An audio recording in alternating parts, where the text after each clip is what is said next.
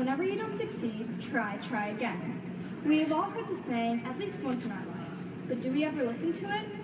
Hi, I'm Melanie Witte, 15 years old and a 6-year member of the Porter Gang 4-H Club.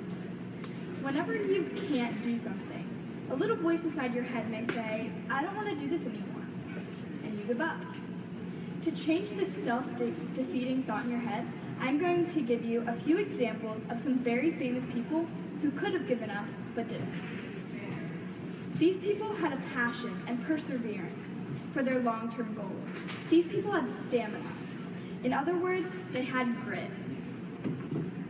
My first example of failure to success is Walt Disney. I know, this is unbelievable that the creator of the Disney Dynasty movies, Disney World, and all could have ever been a failure.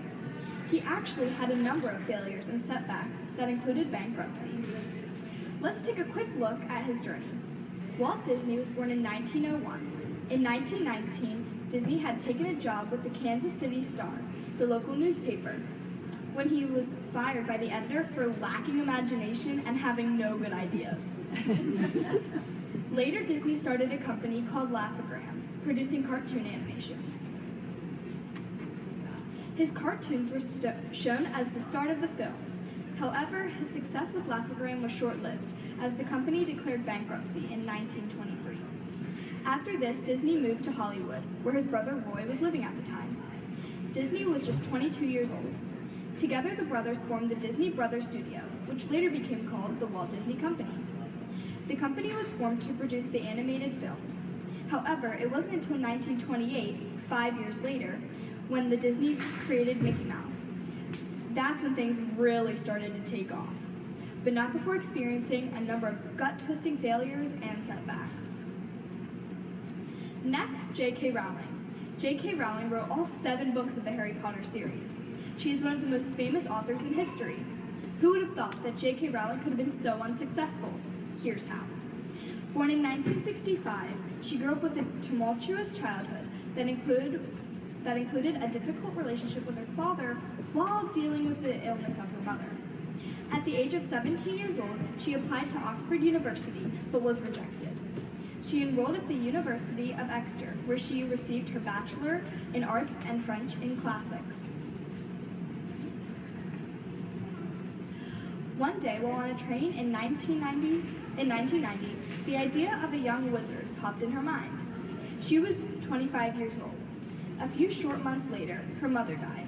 She decided to move to Portugal to teach English. Sadly, she married a man that eventually ended in divorce. With only 3 chapters of Harry Potter completed at the end of 1993, she moved to Edinburgh to live with her sister.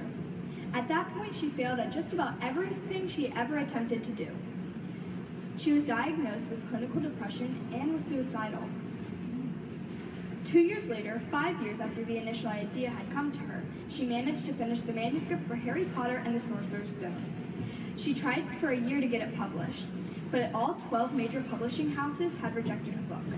Big mistake. It wasn't until 1997 when a small literary house in London named Bloomsbury decided to publish her book, 7 years after the initial idea for The Young Wizard.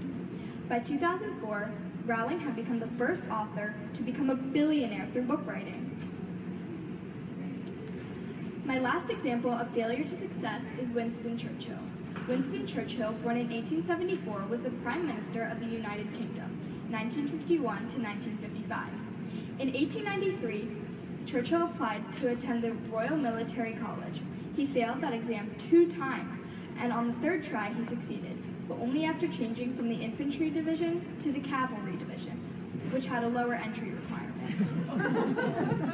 During his political career, he lost a total of 5 elections. Throughout his life, he battled with clinical depression. He also had a severe lisp and had trouble speaking at times. To sum it up, Churchill was one of the most successful and renowned politicians to ever live. On the road from failure to success, I have found a common thread. Winston Churchill so famously summed it up by saying, "Success is not final. Failure is not fatal. It is the courage to continue that counts." Success consists from going from failure to failure without loss of enthusiasm. So next time you fail at something, think about what path you want to take. The path that'll eventually lead you to success, or the path that'll dead end your dreams? I say have grit. Thank you.